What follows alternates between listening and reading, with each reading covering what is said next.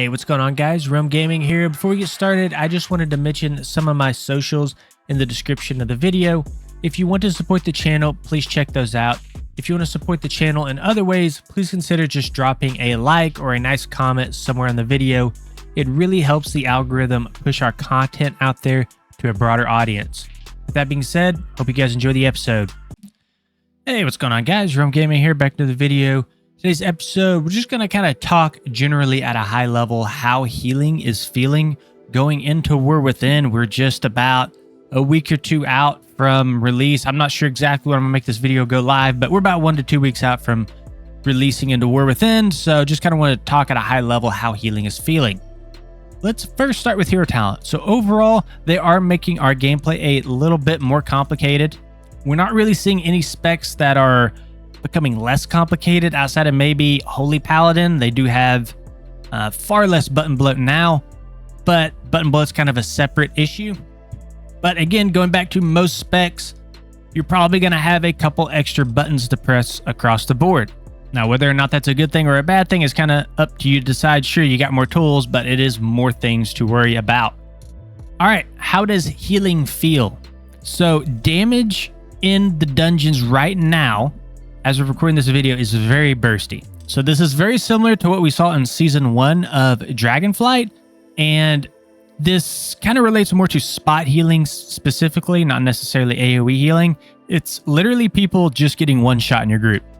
I personally like AoE rot damage. I think I feel more like a healer when there's rot damage coming out. I have to kind of manage my mana, manage my HPS, manage my cooldowns over a course of time, rather than somebody taking a 95% health pool one shot to the face because they didn't press a defensive. So we are seeing a gameplay style where defensives are king at the moment. And if you don't press them at the right time, you just die. Now, that's always been the case in high Mythic Plus content, but not really at the 10 key range. Typically, you had to get 2 to 3 key levels higher than the max vault reward to kind of see these one shots coming into play, but I'm seeing it already at just a 10 key. Now, we did have a health pool increase, and this is something that we've seen several times throughout Dragonflight. Looks like this is also going to be coming to the War Within as well.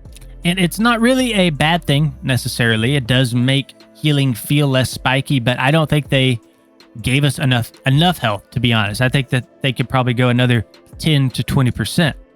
And I feel like a lot of that kind of falls into dungeon scaling, and I think that is something that Blizzard has struggled with historically, especially, every expansion. I feel like there's those 2 or 3 dungeons that are just unbelievably more difficult than the rest of them. Like last expansion, last season, Uldaman was just way harder than everything else. And I think a lot of that falls into fortified and tyrannical tuning.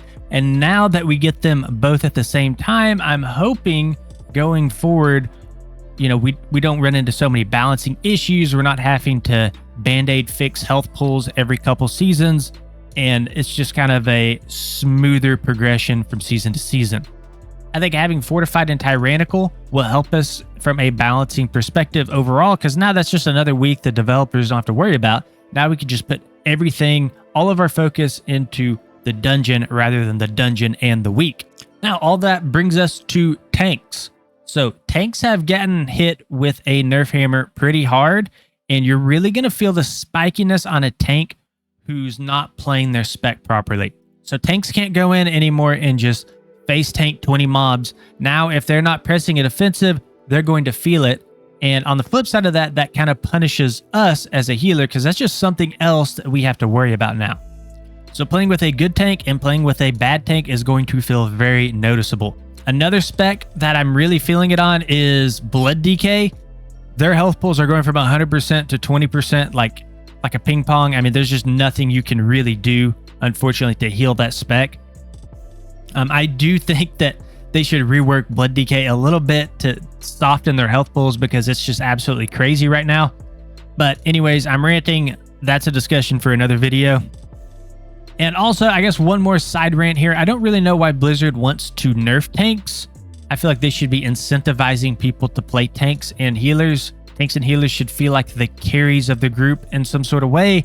and you should feel very powerful when you play one of these specs. We want people to play tanks, we want people to play healers, and we want that experience almost to be easier than playing a DPS, or people aren't going to play it. Now, I do understand that does cause issues with PvP balancing and all that. That's a whole nother thing.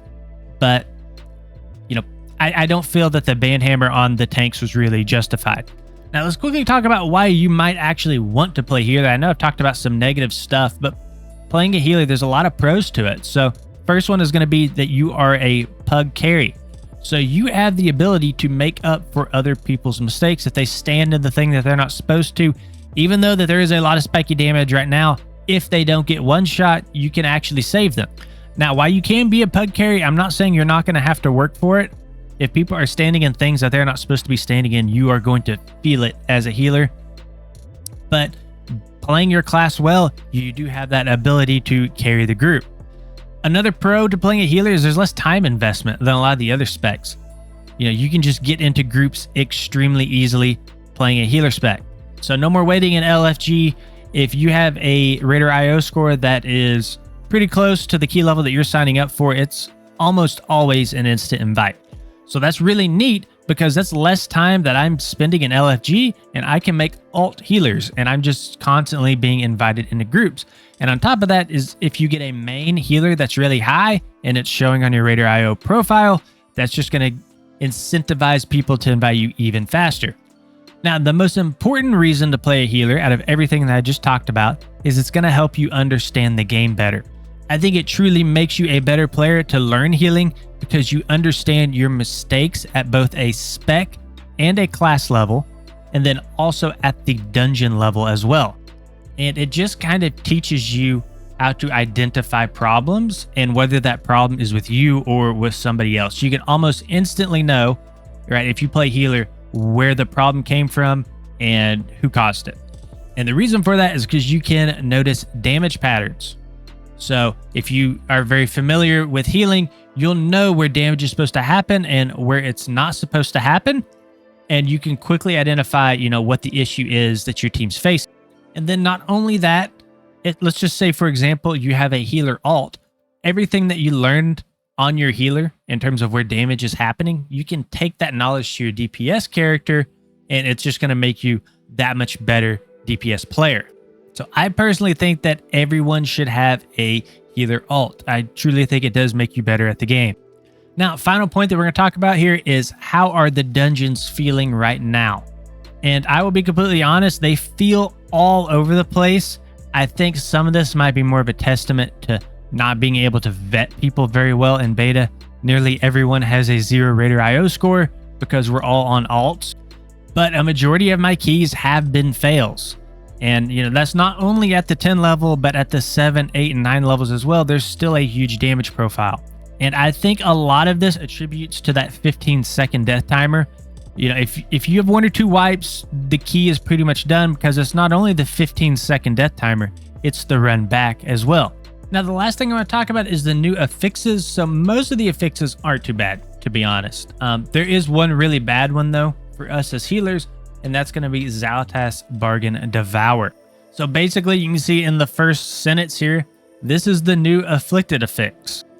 Basically, what happens is this absorb shield will go out onto players, and we have to either dispel it or heal through it. And it's 75% of a player's health bar. So if we do successfully remove the absorb shield, players do get a huge buff to not only the health, but at max stacks, they get 20% critical strike. So removing it is pretty good. We get a big buff.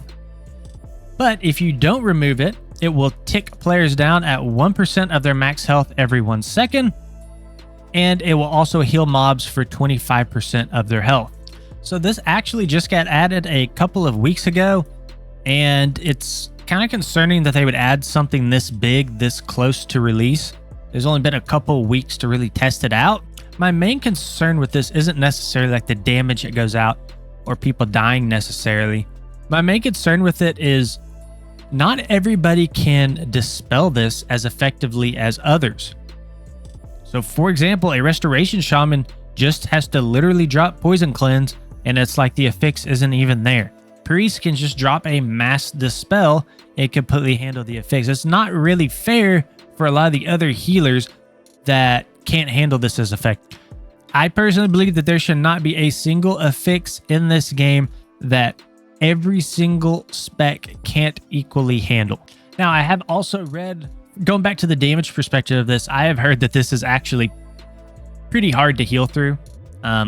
You could typically squeeze in 2 dispels, so that means 3. So if you are a spec that can only do 1 dispel, you can get 2 dispels in before the 15 seconds is up, and then you have to heal through the other 3 before that 15 seconds is up.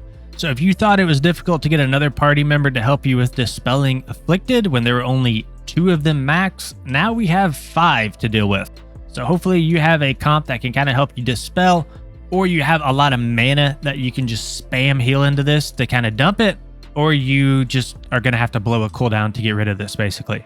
And then one other thing to note is if you push pretty high keys, at a 12 or higher, all the positive effects from these go away. So we keep the negative effects, but you lose all this like 20% critical strike and you know, all these other stat buffs. We lose all that at a 12 plus. And then I'll say one last thing, and then I'll kind of shut up about this, but this is another affix that's going to incentivize bringing certain DPS specs over others.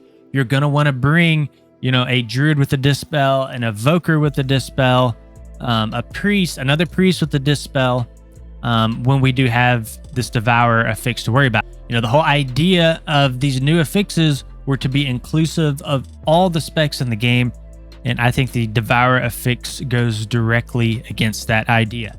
So my opinion on this Devourer affix, if you're not a shaman healer or a priest healer, is in your pugs, just run with a priest or a shaman DPS that can mass dispel for you.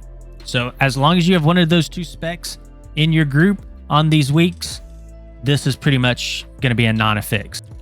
All right. Anyways, I'm done ranting at this point. Just to kind of round out the video, kind of what we talked about. Hopefully dungeon tuning going forward, now that we have both Tyrannical and Fortified, will be a little bit better. We'll kind of have to see how that plays out. Health pools are spiky, so you will kind of need to be on your toes. And defensives are still very powerful. Defensives are more powerful because they scale off a percentage than your direct healing. So it's very important that you're playing or your group is playing around their defensives. Group healing, for the most part, seems to be fine. I've never struggled topping up my group. It's just those individual scenarios where somebody just dies out of nowhere and it's just like, what the heck just happened? And again, even with all the negative things we have talked about in this video, I still think it's worth it to play healer. You're going to be, again, a pug carry. There's way less time investment, and you just learn so much by playing a healer spec. I do think it will make you a better player at the game. And healing can be very daunting at first, but once you do get the hang of it, I think that it is the most rewarding spec to play in the game. Now, I do think specs specifically have gotten better since Dragonflight, especially with the hero talents and the reworked talent trees. It had fixed a lot of issues that a lot of healer specs were having. So I think overall, a lot of healer specs did get a little bit more complicated, but I think it makes up for it in the quality of life change that we've seen through hero talents and then adjustments to talent trees. And then, of course, going into like a Mythic Plus environment, I think everything in terms of Mythic Plus was a win, except for Devour. That's my only complaint about Mythic Plus, to be honest, is just that new Devour affix. Hopefully they decide to remove it, but we'll just have to see.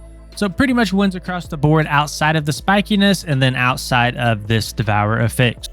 Hope you guys enjoyed the video. Please consider liking and subscribing to the channel. I have some socials in the description of the video if you guys want to check those out and help support the channel.